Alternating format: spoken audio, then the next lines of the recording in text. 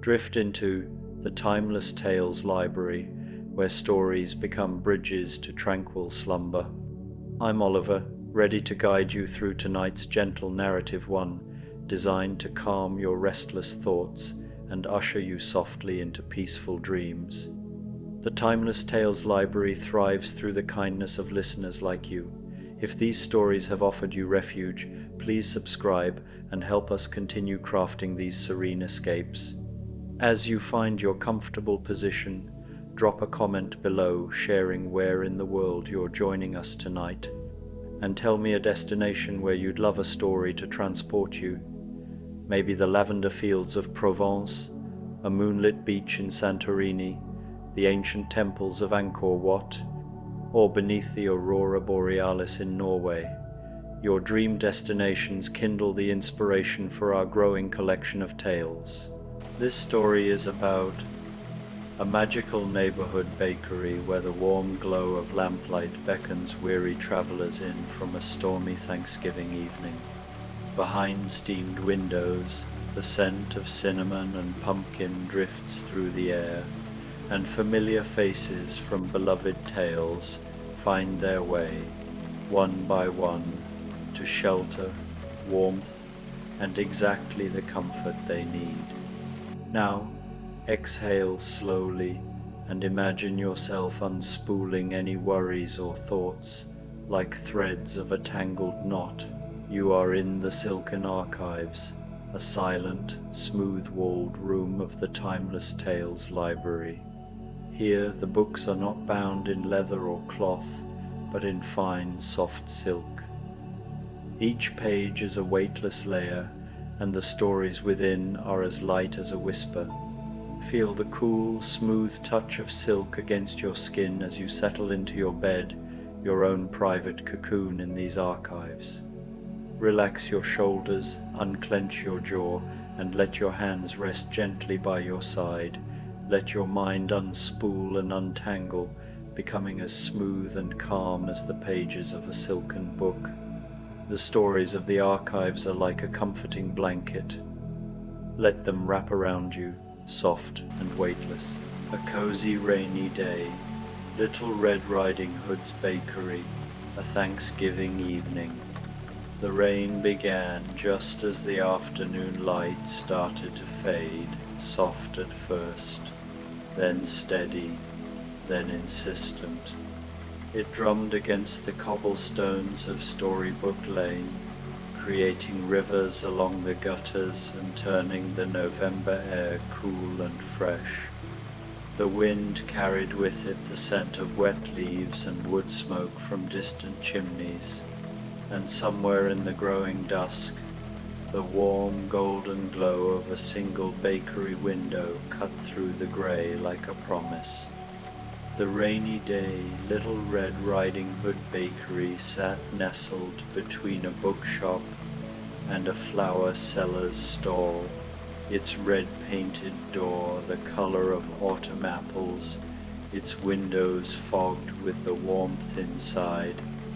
Above the door, a wooden sign swayed gently in the wind, painted with a cheerful basket overflowing with bread and a small red hood peeking from behind a loaf.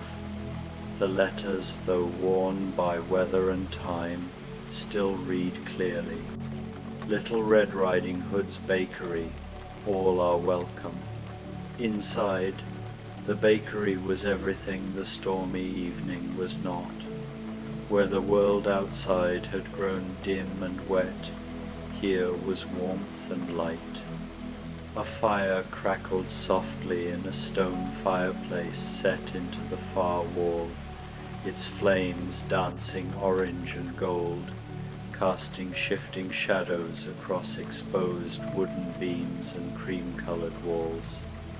The floor was made of wide planks, worn smooth by countless footsteps, and scattered with braided rugs in deep reds and browns that seemed to absorb sound and make every movement soft. The air, the air was magnificent. It carried the scent of bread baking, yeast and wheat, and that indefinable warmth that only fresh bread possesses. Beneath it lay notes of cinnamon and nutmeg, brown sugar caramelizing, pumpkin roasting, butter melting into pastry, apple cider simmered somewhere unseen, adding its spiced sweetness to the symphony of scents. It was the kind of air that made you breathe deeply without thinking, that made your shoulders drop and your worries seem very far away. The bakery itself was small but not cramped, cozy without being cluttered. Wooden shelves lined the walls, displaying mason jars of honey and preserves, small pumpkins and gourds for decoration, bundles of dried herbs tied with twine. A long glass case stood near the front, its interior lit softly, revealing rows of beautiful things, pies with latticed tops, tarts glistening with fruit, cookies shaped like autumn leaves, and other treats that seemed to shift slightly when you weren't looking directly at them, as if the bakery knew what you needed before you did. Behind the counter, a figure moved with quiet efficiency, a young woman in a red hooded cape that never seemed to get in her way, her dark hair tied back with a simple ribbon, her movements practiced and gentle. She was the baker, the keeper of this place, and though she rarely spoke unless spoken to, she seemed to understand exactly what each visitor needed the moment they stepped through her door. Tonight was Thanksgiving evening, though the bakery kept no strict hours. Tonight the world outside was cold and wet, and the world inside was warm and waiting. And one by one, as the rain continued its steady song against the windows, they began to arrive. The first to push open the red door was a girl of about 12, with dark braids and a small dog clutched in her arms. She stood in the doorway for a moment, water dripping from her blue gingham dress, her eyes taking in the warmth and light with an expression of profound relief. "Oh," she breathed, and it was a word full of gratitude. The baker looked up from where she was arranging something in the case and smiled a small knowing smile. "Come in, Dorothy," she said softly. "You're quite wet." Dorothy Gale from Kansas, though she'd traveled much farther than Kansas, stepped inside and let the door close behind her. The sound of the storm immediately became muffled, distant, as if the bakery existed slightly outside the regular world. "I didn't mean to intrude," Dorothy said, setting her little dog Toto down gently. He shook himself, scattering droplets, then immediately trotted toward the fireplace with the confidence of a dog who knew a good spot when he found one. We were walking, and the storm came up so suddenly, and I saw your light. "You're not intruding," the baker said, coming around the counter.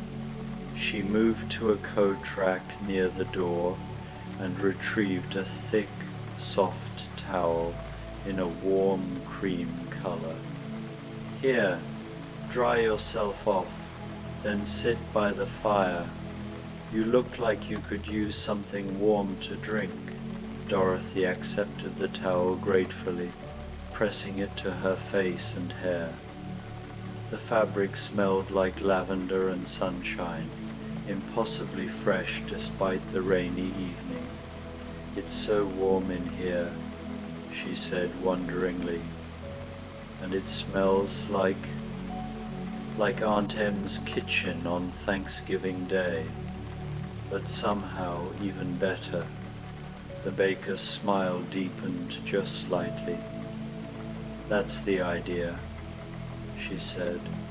"On Thanksgiving evening, everyone should feel at home, even if they're very far from the home they remember. Something in Dorothy's eyes flickered recognition perhaps, or old sadness touched by new comfort. She finished drying off and moved to one of the small tables near the fireplace, sinking into a chair with a sigh. Toto was already curled on the hearth rug, his eyes half closed in contentment. The baker disappeared behind the counter for a moment, and there came the gentle sounds of preparation, a kettle being filled, cups being arranged, something being sliced. When she returned, she carried a wooden tray laden with wonderful things. First, she set down a large mug of hot apple cider, steam rising from it in lazy spirals. The scent of cinnamon and cloves wafted up, and when Dorothy wrapped her hands around the mug, the warmth seemed to seep into her very bones. Beside the cider, the baker placed a small plate, holding a slice of something extraordinary, a pumpkin bread, so rich and dark it was almost brown, studded with pecans and what looked like tiny pieces of crystallized ginger, topped with a pat of butter that was already beginning to melt into golden pools. Pumpkin bread with brown butter and toasted pecans, the baker explained quietly. The kind of thing you want when you've been walking in the rain and remembering other Thanksgivings. Dorothy looked up at her, eyes bright. How did you know?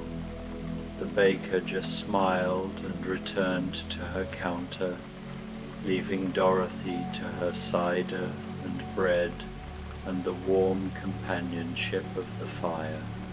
For several minutes, the bakery held only these sounds: rain against windows, fire crackling, the quiet hum of ovens working somewhere deeper in the building, and occasionally Dorothy's small sounds of contentment as she ate.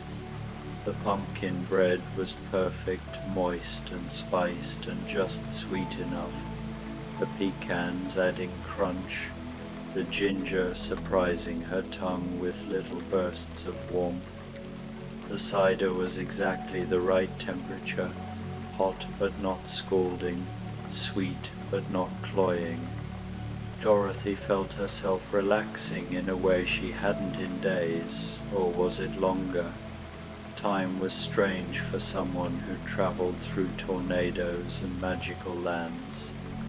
But here, in this moment, with rain outside and warmth inside, time felt blessedly simple and slow.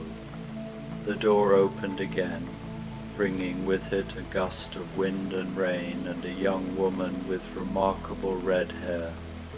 She stumbled in quickly, laughing breathlessly, her cloak streaming water. "Oh, my stars!" she exclaimed, pushing back her hood to reveal a riot of red braids coming slightly undone. "What a tempest! I feel like King Lear out there, raging against the storm, except I'm nowhere near as eloquent and much wetter." She stopped, seeming to notice the bakery properly for the first time, and her whole face transformed with delight. "Oh, but this is exactly like something out of a dream. Look at this place." The baker looked up, and again there was that small, knowing smile. "Hello, Anne," she said. "Hang your cloak by the fire. You'll want it dry later." Anne Shirley of Green Gables, though she was currently quite far from Prince Edward Island, did as suggested, draping her sodden cloak over a chair near the hearth. She noticed Dorothy for the first time and brightened even more. "Oh, hello. Isn't this the most wonderfully cozy place? I mean, I know wonderfully cozy is probably redundant, but some things deserve emphasis, don't you think? Dorothy smiled, charmed immediately by Anne's enthusiasm. It really is. I'm Dorothy. Anne with an E, though I suppose in speaking you can't tell, can you? But I always specify anyway because it's more distinguished with an E. Anne moved closer to the fire, holding her hands out to warm them. I was walking well, more like wandering really, because I don't always have a destination in mind. I just like to see where my feet take me and what I might discover, and I saw your light through the rain and felt positively drawn to it, like a moth to a flame, except hopefully with better results for the moth. The baker had already begun preparing something, moving with that same quiet efficiency. "Sit down, Anne," she said gently.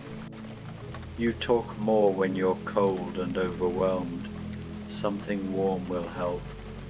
Anne laughed, a musical sound. "You're absolutely right. I do tend to run on, don't I? Marilla always said I could talk the hind leg off a mule." She sat at the table with Dorothy, folding her hands. "Though I prefer to think of it as having an abundance of thoughts to share, rather than an inability to be quiet. I like listening," Dorothy said simply, and Anne beamed at her. The baker returned with another tray. This time there were 2 steaming cups of hot chocolate, real hot chocolate, dark and rich, topped with fresh cream and a dusting of cinnamon. Beside them sat slices of what looked like cranberry orange bread, the cranberries jewel bright against the golden crumb, with a honey butter melting into pools on top. "Oh my," Anne breathed, accepting her cup with reverent hands. "This smells like all the best parts of November distilled into liquid form. If autumn had a flavor, this would be it." She took a sip and closed her eyes, falling blessedly silent for a moment. The hot chocolate was perfect sweet, but with a hint of darkness, the cream adding richness, the cinnamon a warm accent that lingered on the tongue. When she tried the cranberry orange bread, she made a small sound of pure happiness. "This is exactly what I needed," she said to Dorothy, quieter now, more settled. "I didn't even know I needed it, but now that I have it, I realize I've been needing it for miles and miles." Dorothy understood perfectly. That's what this place does, I think. They sat together in comfortable quiet, eating their bread and sipping their drinks, while the rain continued outside and the fire crackled its endless song. Anne's exuberance had softened into something peaceful, and Dorothy felt even more relaxed than before.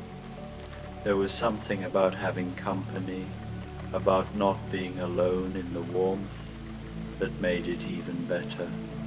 The third arrival came with less fanfare, a young woman in her early 20s, tall and lean, with ink stains on her fingers and a determined set to her jaw. She opened the door carefully, as if not wanting to disturb anyone, and stepped inside with an economy of movement that suggested someone used to making herself useful in small spaces. "Sorry to intrude," she said, brushing rain from her worn jacket. "I was passing through," and she stopped, taking in the scene, the fire, the warm light, the 2 girls at their table, the incredible smells. "Well, this is something." "Joe March," the baker said, And it wasn't a question. You're not intruding. You're exactly on time.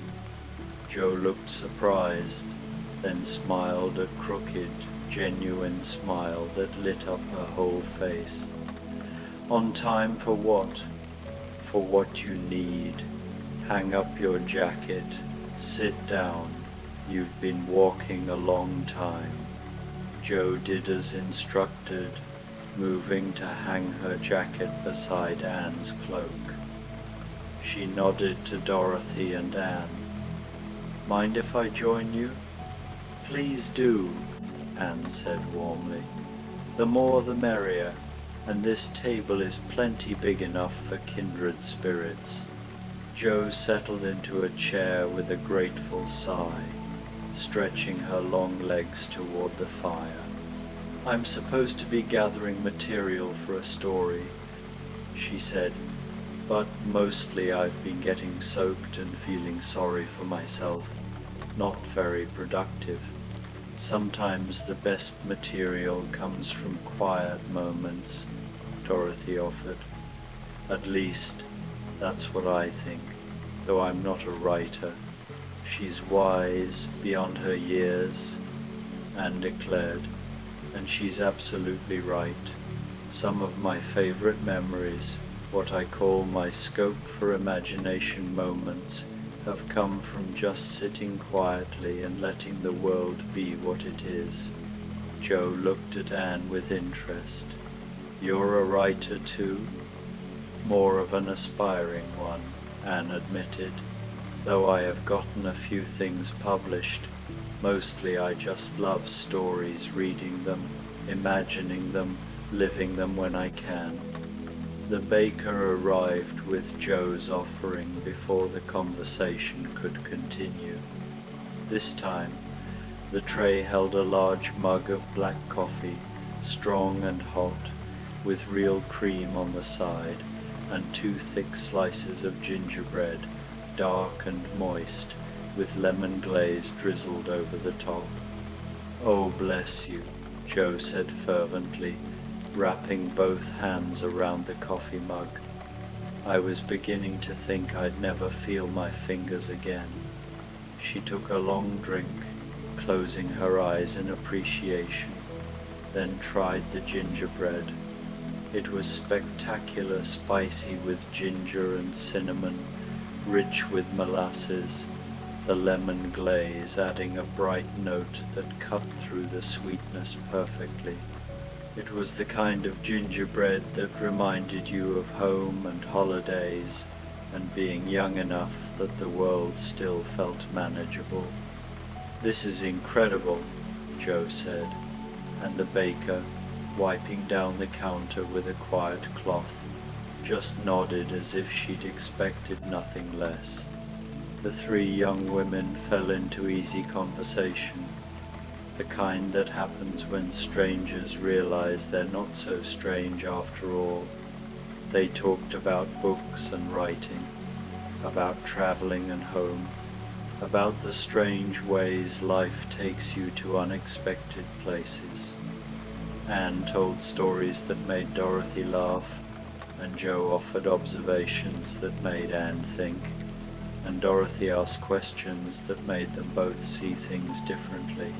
The rain outside grew heavier, a proper storm now, but inside the bakery it only made everything feel more protected, more separate from the world's troubles.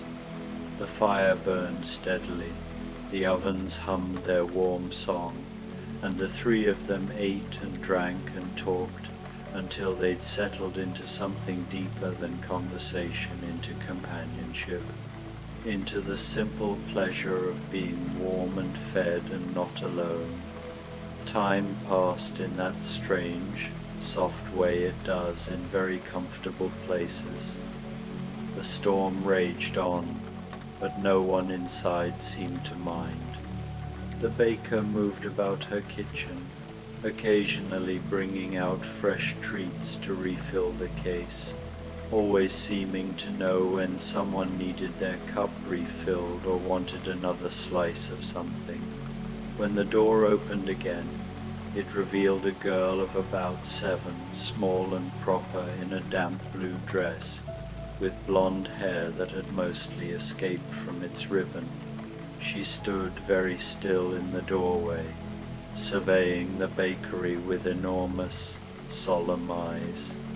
"Curiouser and curiouser," she said finally, stepping inside. The baker smiled, and this time there was something almost amused in her expression. "Hello, Alice. Close the door before you let the whole storm in."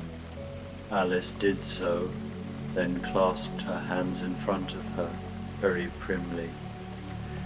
"I was following a rather unusual path," she said in her serious, careful way, "and it led me here. I'm not entirely certain how, as I was just in a completely different sort of place altogether, but I've learned not to question these things too much. It only gives one a headache." Dorothy giggled, and Alice turned her solemn gaze in that direction, taking in the 3 young women by the fire. "Are you having a party?" Alice asked. "More of a gathering," Anne said warmly. "Would you like to join us?" Alice considered this carefully. "Will there be tea? I've had some rather unfortunate experiences with tea parties, but I'm always willing to try again, especially if there's cake." "No tea," the baker said, coming around the counter, "but hot milk with honey and vanilla, and I think you'll find the cake quite satisfactory." She guided Alice to a small armchair near the fire, a perfect child-sized chair that Dorothy could have sworn wasn't there a moment ago, and brought her a tray. The mug of hot milk was topped with foam and a dusting of nutmeg, and beside it sat a small plate holding a slice of honey cake layered with cream cheese frosting and candied pecans. Alice accepted the tray with grave politeness. "Thank you very much. This is much nicer than my usual adventures. No one here is ridiculously rude or speaking in nonsense." "Well, the evening is young," Joe said with a grin, and Alice almost smiled. They watched as Alice took a careful sip of her milk, her eyes widened slightly, and then tried the honey cake. She chewed thoughtfully, and they could see her whole body relax, her shoulders dropping, her rigid posture softening. "This is very good cake," she pronounced. "Possibly the best cake I've ever had, and I've had cake in some very peculiar places." "I'd love to hear about them," Anne said eagerly, and Alice, settled into her cozy chair with her milk and cake, began to talk in her precise, serious way about the strangest tea party imaginable, with a March hare and a Mad Hatter and a dormouse who kept falling asleep in the teapot. Her stories were bizarre and illogical, but she told them as if they were the most natural things in the world, and somehow, in the warm safety of the bakery with rain drumming outside, they didn't seem strange at all. They seemed like exactly the kind of stories you'd want to hear on a stormy Thanksgiving evening. The afternoon had fully surrendered to evening now. The windows showed only darkness and rain, making the bakery feel like the only bright, warm place in the entire world. The fire had been built up again, crackling merrily, and the 5 of them, Dorothy, Anne, Joe, Alice, and the quiet baker who occasionally joined the conversation with a word or two, had settled into a kind of peaceful contentment. The baker had brought out pumpkin pie, Real Thanksgiving pumpkin pie with a flaky crust and filling so smooth and perfectly spiced it tasted like autumn itself. She'd served it with fresh whipped cream and hot cider, and they'd all eaten slowly, savoring each bite. Alice had curled up in her armchair with a book someone had produced from somewhere, a book of fairy tales with beautiful illustrations. She turned the pages slowly, occasionally looking up to watch the fire or listen to the others talk, her earlier wariness completely gone.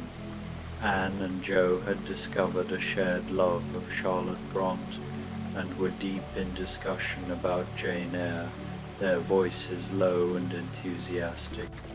Dorothy sat quietly, Toto in her lap, looking perfectly content to just listen and be warm. When the door opened one final time, they all looked up. The newcomer was a boy of about 13, lean and scraggly, with a mop of unruly hair and clothes that had clearly seen better days. He stood in the doorway looking uncertain, not frightened, but not quite sure if he belonged. "Is this a public place?" he asked cautiously. "Can anyone come in?" "All are welcome," the baker said simply, "especially on Thanksgiving. Come in out of the rain, Tom." Tom Sawyer, for of course it was Tom, adventurer and dreamer, troublemaker and hero, broke into a relieved grin and stepped inside. "Much obliged, ma'am. I've been walking since morning and I'm about starved." He noticed the others and nodded awkwardly. Evening. A chorus of greetings came back, and Tom moved to hang his wet jacket alongside all the others, creating a small gallery of damp clothes, steaming gently in the warm air. "There's room here by the fire," Dorothy offered, and Tom ambled over, his initial uncertainty melting away as the warmth and good smells worked their magic. The baker brought him coffee. "You look like a coffee drinker," she said, and a plate piled high with cornbread stuffing topped with gravy, alongside a generous slice of turkey that somehow appeared despite no one having seen an actual turkey anywhere in the bakery. There were also green beans with toasted almonds, sweet potato casserole with a pecan crumble on top, and a buttery roll that was still steaming. Tom stared at the plate in something like awe. This is a whole Thanksgiving dinner. You looked like you needed one," the baker said simply. Tom didn't need to be told twice. He dug in with the enthusiasm of a boy who'd been walking all day. But as he ate, something in his manner changed. The food was working its magic, but so was the place itself, the warmth, the company, the simple fact of being welcomed without question. "This reminds me of Aunt Polly's kitchen," he said after a while, speaking around a mouthful of stuffing. "She makes a feast like this every Thanksgiving, all my favorites." He paused, something wistful crossing his face. "I've been away from home a good while. Didn't realize how much I missed it till just now." "That's what Thanksgiving does," Anne said softly. "It makes you remember all the good things, even when you're far away from them. Or maybe," Jo added thoughtfully, "it reminds you that the good things aren't just in one place, that you can find them again, in new places, with new people." Dorothy nodded, stroking Toto's ears. "I used to think home was just one specific place, but now I think maybe home is wherever you feel safe and warm and like yourself. Like here, Alice said from her chair, looking up from her book with those serious eyes. Right now, this is home, even if it's just for tonight.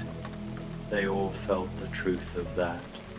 The bakery had become, for this evening, exactly what each of them needed. Shelter and sustenance, yes, but also something more. A place to rest, a place to remember, a place to be exactly who they were without explanation or apology. Tom finished his meal every last bit, mopping up gravy with his roll, and leaned back with a satisfied sigh. That was the best Thanksgiving dinner I've had in years, he said. Maybe ever. The baker, who had been doing something behind the counter, emerged with one final tray. Then you're ready for dessert. She set down a large platter in the center of their gathered circle. On it sat an assortment of small pastries, each one perfect. Miniature pecan pies, apple tartlets with latticed tops, pumpkin whoopie pies with cream cheese filling, cranberry scones with orange glaze, and delicate cookies shaped like autumn leaves and acorns, each one decorated with careful detail. "Oh my," breathed Anne. "Help yourselves," the baker said. "It's Thanksgiving. We share what we have." And they did. They passed the platter around, trying different things, sharing bites, exclaiming over favorites. Tom discovered he loved the pumpkin whoopie pies. Alice was enchanted by the leaf cookies. Dorothy found the apple tartlets reminded her of Kansas autumns. Anne and Joe both reached for the pecan pies and then laughed at their synchronicity. The conversation flowed around the treats, easy and warm.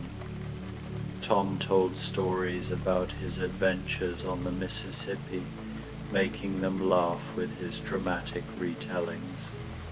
Anne recited poetry she'd memorized, her voice giving the words music.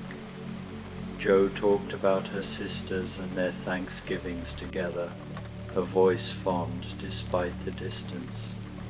Dorothy spoke quietly about tornadoes and magic shoes, and learning what courage really meant.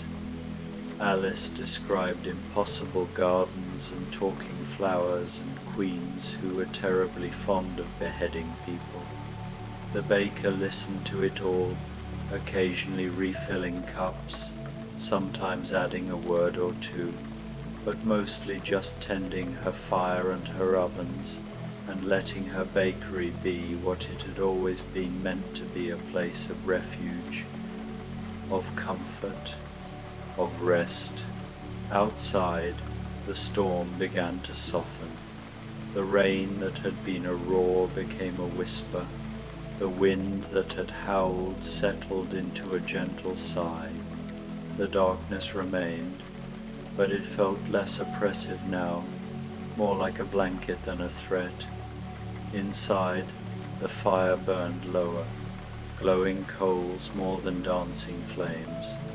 The lamps seemed to dim slightly, creating pools of golden light rather than bright illumination. Everything became softer, quieter, slower. One by one, they began to settle. Tom sprawled in a chair, his eyes half closed, a small smile on his face. Anne and Jo had found a shared blanket somewhere and draped it over their laps, their conversation trailing off into comfortable silence. Dorothy leaned back, Toto snoring softly in her arms, her eyes reflecting the firelight. Alice had closed her book and was simply staring into the fire, watching the patterns in the embers, her expression peaceful. The baker moved among them quietly, banking the fire, dimming lamps, covering leftover pastries with clean cloths. She moved like someone performing a familiar ritual, like someone who had done this many times before and would do it many times again. "Will you tell us a story?" Alice asked suddenly, her voice sleepy but curious. Before whatever comes next." The baker paused, considering. Then she settled into a chair near the hearth, pulling her red hood up over her hair in an unconscious gesture, and when she spoke, her voice was gentle and rhythmic, perfect for the drowsy evening. "Once upon a time," she began, "there was a girl who walked through a forest carrying a basket. She was going to visit her grandmother, bringing her good things to eat. Along the way, she met a wolf, though that's a different story, for a different time. What matters is that she learned something important on that journey." "What did she learn?" Dorothy asked softly. "She learned that the scariest paths sometimes lead to the warmest welcomes. That the dark forest is full of danger, yes, but also full of wonder. That good food and warm fires and safe places matter more than we realize. And she learned that if you survive your journey, whatever journey that might be, you have a responsibility to create safety for others, to leave a light on for those who are still walking through the dark." "Like this bakery," Joe said, understanding. The baker smiled. "Like this bakery. It's here because once, a long time ago, someone needed it to be here. And now it's here for anyone who needs it. On rainy days, on holidays, on ordinary Tuesday afternoons when the world feels too big or too small or too confusing." "Will it always be here?" Alice asked. "As long as someone needs it," the baker promised. "As long as there are storms and travelers and people who need to remember what home feels like.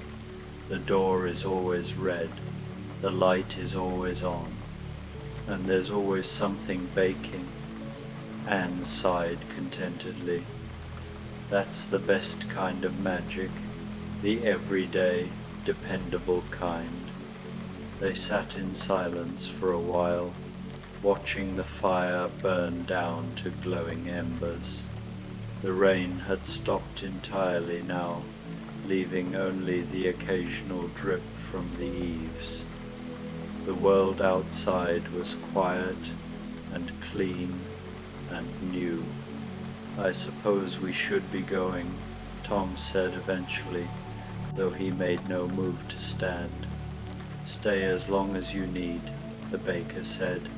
"The night is still young, and the chairs are comfortable, and morning will come soon enough." And so they stayed. Some dozed in their chairs, wrapped in borrowed blankets. Others gazed into the dying fire, lost in private thoughts. Alice returned to her book, reading by lamplight. The baker moved about her kitchen, preparing things for tomorrow, humming something soft and wordless. It was Tom who finally stood, stretching and yawning. "I reckon I should get on," he said. "But thank you for all of this. I'll remember this Thanksgiving." "You're welcome back any time," the baker said, helping him into his now dry jacket. "The door knows how to find you when you need it." Tom grinned, tipped an imaginary hat, and slipped out into the quiet night. One by one, the others followed. Anne hugged the baker fiercely and promised to return. Jo shook her hand with solemn gratitude and tucked several recipes into her pocket for research purposes. Alice curtsied very properly and said it was the nicest party she'd attended in ever so long. Dorothy was the last to leave, pausing in the doorway with Toto in her arms. "Will I find it again?" she asked. "If I need to?" "You'll find it," the baker promised. "Or it will find you. That's how it works." Dorothy smiled and stepped out into the clear, star-filled night. The storm had passed completely, leaving the air fresh and cool and full of possibility.